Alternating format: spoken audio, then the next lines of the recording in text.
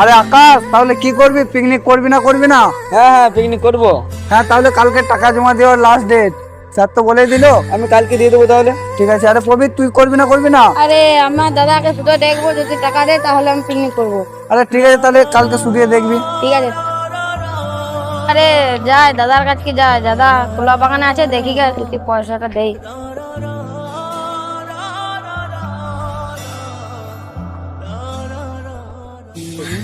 আরে দাদা, আমাদের টিউশন থেকে পিকনিকে নিয়ে যাবে, তাই আমাদের পয়সা চাই 500 টাকা, আর কালকে পয়সা দেওয়ার লাস্ট ডেট।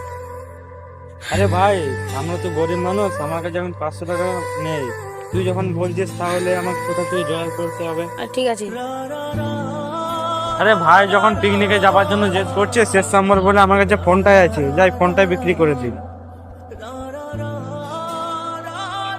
আরে ওটা আমার দাদা না, ওই লোকটার কাছে দাদা এমন কি করছে, যাই দেখি তো।